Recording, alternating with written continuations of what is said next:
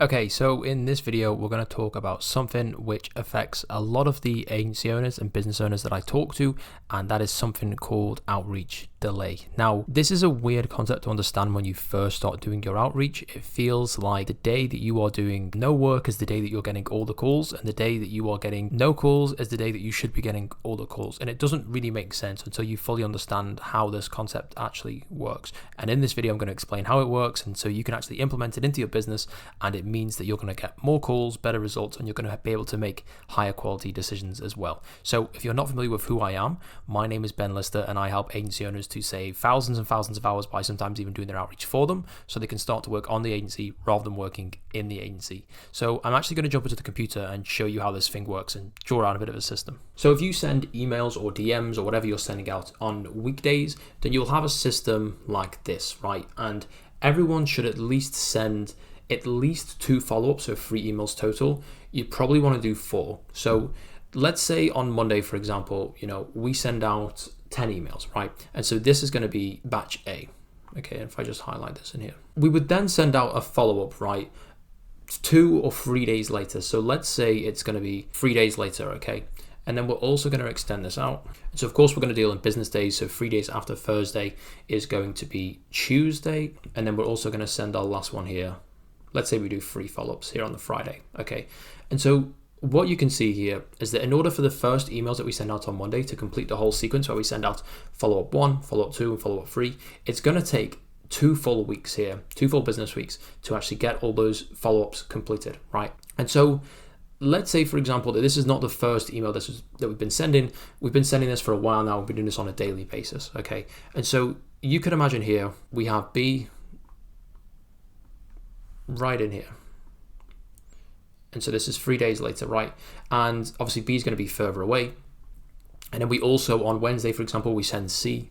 And once you actually get to the point where you are sending not just your first emails here, so this one for D is going to be the first email, but we're also going to be sending follow-ups for the first emails that we originally sent it on Monday. So now we've got email 1 going out here, and we've got email 2 going out here on Thursday. And if I just pull this across, you can see that now every day that we send emails for the batch A, we're also going to be sending emails for batch D as well. And eventually you can kind of see how this moves on. And so if we go to E, we go to F, we go to, and we've done this for 50 times now, there's going to be not just your first batch in here, but there's also going to be a batch in here, a batch in here, a batch in here, and a batch in here. And so every single day after a while, you're not just going to be sending your first follow-ups. You're going to be sending your first emails, your follow-up, your first follow-up, follow-up 1, follow-up 2, and follow-up 3, right? And so the first couple of weeks, this isn't really going to happen. It's going to take you about 2 weeks to actually get to this point here. And the first time that you will have all 4 follow-ups will be after a 2-week period. And this is if you leave 3 days for each follow-up, right? And so you can see the delay here that it takes in order to get from just sending out, 10 emails per day to actually now sending 10 emails per day plus 30 follow-ups as well. And so now for simplistic terms, let's say, for example, that instead of sending 10, we're sending 100 emails for each one of these, right? And so in category A, we're going to be sending 100 emails, right? So now we're going to be sending 400. If there's a 1% chance that every time we send out a new email that someone is going to respond positively or someone is going to book an appointment with you, now what you have here, you're going to get roughly 1 appointment on this day, right? 100 emails, you have a 1% chance of every time that you send out a new email or a follow-up email that someone is going to respond to. And so here on average, it's going to be 1, it's going to be 1, now it's going to be 2. And so we can see that it's going to be 4 on here, right? Because we sent out 400 emails, 100 first emails, 100 first follow-ups, 100 second follow-ups, and 100 third follow-ups, right? So now we're going to get 4 appointments on here. And you can see we haven't done anything. All we've done is it's just this delay of time from when we first started sending emails to now when we're actually sending out the same emails, but there's more of them to come, right? And so this is the thing when it comes to actually making decisions about your emails and your cold outreach or whatever it is, okay? If you make a decision on this Friday, for example, that is based on the results that you're getting here, you're actually basing this decision on the work that you've done in the 2 weeks previous. And so I see this many times where people, for example, they want to stop doing their cold emails. They want to either, make a change, or there's something going on where, they're not too happy with the results and they're looking to improve it somehow. But the data that they're actually making that decision on is not the data that is the correct data to work on. And so now they're making a decision on this Friday's emails over here based on the results that we're getting over here, when actually it was all this information that we input into the system that is actually going to be the thing that dictates what the results are, okay? And so let's say, for example, if you are at this point and you are saying, I'm not happy with the amount of calls that I'm booking, so I'm going to make a change to the copy. I'm going to increase the amount of emails that I'm sending, or whatever it is, right? Thinking that this result here is reflective of this date here, but it actually isn't. This date here is reflective of all of these dates sort of combined and averaged out into one, okay? And the results that we get in the future, so for different months, so the email copy that we're using here is actually going to affect the results that we're getting here. And so you need to be aware of that delay. Also, another thing to be aware of is that if, for example, for whatever reason, we just stopped the system, we stopped doing our outreach, we make a pause to the system, okay? Let's say, for example, that this is the moment where we cut the system off, okay? Not only do we have the actual emails that we're sending that we're going to now cut off, and we're sort of, cutting the head off the snake and we're just stopping it dead in its tracks, we're also going to be affecting the amount of responses that we get, okay? And so if you can imagine here, we've had 1 response, 2 responses, 4 responses now. What you can start to see is that we haven't got 4 responses from these emails today, for example. We've also got the responses from these ones as well. And so if you have a 1% chance of getting a response on the email that you send out today, you also have, let's say, a 0.5% chance of getting a response on the email that you sent out yesterday, because people don't check their emails every single day, especially if you're dealing with local businesses, especially if you're dealing with guys who, are in the home improvement space or real estate agents and all that kind of stuff. They probably have thousands of emails in their inbox. They're not going to respond straight away. You might get a response on Friday to Wednesday's email, for example. You might get a response on Friday from last Monday's email. I've at the point where I've had, sent thousands and thousands of emails, and sometimes I get a response in the inbox and I'm like, I don't recognize this person, or I'm familiar with the name, but I can't really place it. And then I look and we sent them an email 3 months ago, and they actually do remember and they've come round to it, or maybe they're just checking their inbox, or they've searched something else and they've come across your email that they didn't actually see at the time, and now they responded to it. And what you can start to see is this like real compound interest effect. And so you have your emails which you're sending out today. So let's say, for example, you sent out 100 emails today, right? And let's say 5 of those are going to respond positively, okay? But you also sent out 100 emails yesterday, okay? And let's say that 2 of those are going to respond positively to those, because the majority of the people that were sent an email yesterday, they're going to have seen the email, they're going to have ignored it, or they're not going to be interested, so they're not going to actually respond.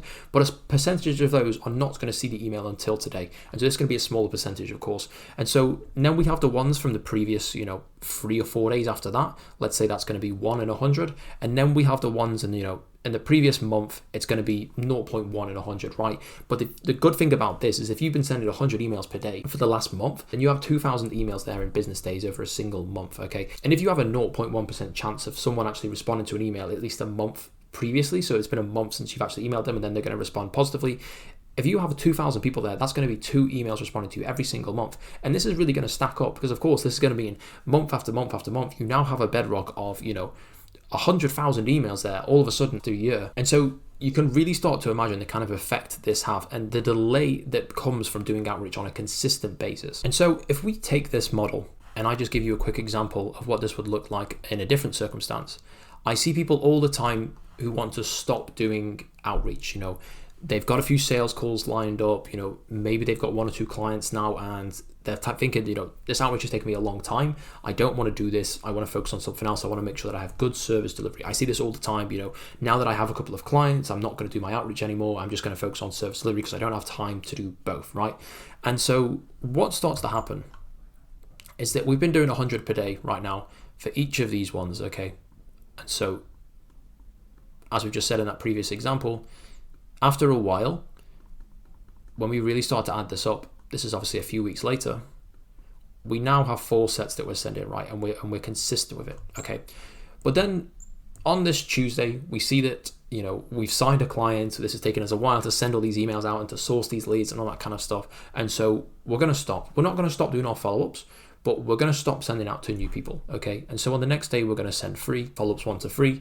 And then after a while, this is obviously going to happen through the week, but then after a while, we're now going to go from 1 follow-up, so just the last follow-ups, to literally nothing, okay? And so we're going to have the opposite effect here of what was happening previously. And so if we're doing 4 per day on each single one, right, let's say we're getting 4 positive responses on average for this. Now we're dropping down to 3, and now we're dropping down to 1, okay? And we've realized that now we're not getting too many calls in. It's kind of difficult to actually go and sign new clients. We've lost the last couple of clients that we've had, and these appointments that we've had, we didn't get the greatest of results out of them that we might want. And so now we're looking to actually increase the amount of clients that we've had. And so, we're going to go back to this cold email system that we had before that signed us a bunch of clients. And so, okay, this is the moment that we stop. And then let's say, for example, it takes us a week to get going again. And so we start here. And so on this Tuesday, we go and send our first one, okay? And now what you will start to see is we are actually, picking up the pace now. We're doing a 1 per day, and here it is in Friday here. And so now we're doing our first follow-ups. And eventually this is going to add on, right? And so now what's starting to happen is you can see what's happened here. But, we've got no more clients here. The clients have dropped out. And now we decided to go and sign more clients. And we're getting 1 positive response per day here. And we're getting 2 here per day, right? And you can see the points that we actually were signing a lot of clients on before. It took us 2 weeks to get to that point, and now it's going to take us 2 weeks to get to this point as well. And so you could say, maybe we can have a brief stop while we're dealing with these clients and then go from there. But the philosophy that I always have is to just never stop outreaching, never stop doing your prospecting, never stop getting your name out there, actually getting people on calls. The last thing that you want to do is to slow down the amount of calls that you have because you're too busy with something. If you're making money, if you're signing clients, there's always something that you can outreach. But if that ever goes wrong, the stream of clients that you have coming into you is now gone. And this is the lifeblood really of any agency. If you don't have calls, if you don't have clients coming in, then the agency is in theory slowly dying. And this is the last thing that you want to happen. So, now we're going to say that it's taken us 2 weeks to get to this point. And then we've signed, 1 or 2 clients again, and we're feeling good. We're feeling happy. This is great. And then we're going to go down the same cycle again. This is too much. We're doing a lot of outreach. We're sending a lot of emails. We're doing a lot of lead sourcing. We're doing a whole bunch of different stuff here. Now we've got 2 clients to actually focus on. So we're not going to focus on the outreach anymore. We're going to focus on the clients instead. And so now we cut it off and then we start again. And you can see this cycle, and you can see why so many agencies actually go through this cycle of, good months and bad months. And the good months will be when they've signed a bunch of clients and now they're starting to slow down the outreach. And then the bad months will be because the month previous is when they stopped their outreach and now they're struggling with this issue. And so now they're trying to catch back up, and then they'll catch back up, they'll have a great month, and then they'll go back down. And this is why I see a lot of agencies that go to peak and trough method, and they don't really have a consistent income that is coming in, and it's just something to be cautious about. But if you keep that the same all the way through, you have a way that systemizes outreach and that systemizes appointment booking, so it doesn't take too much of your time. Maybe you can outsource it to someone else, or get a virtual assistant to do a large bunch of it. Then you're going to be fine if this happens. But it's such a common mistake that I see so many people do. And if you can overcome this, and if you can conquer this so that you never basically stop your outreach and it's completely systemized and done, and it's the number one thing that you do every single day, then you're going to sign a lot of clients and you're going to make money on a very consistent basis. By the way, if you are looking to sign clients on a done for you basis, then go ahead and click the first link in the description. We're not going to ask for your email or your phone number or anything like that. It's literally just a video of me explaining how my company does this. You don't have to click it, of course. If you just like these videos and want to watch and get the free value, that's completely fine. But if you did enjoy the video, then go ahead and click the like button. Comment if you want me to cover anything specific at all. And of course, subscribe if you want to see more. Appreciate you watching this one to the end. Cheers.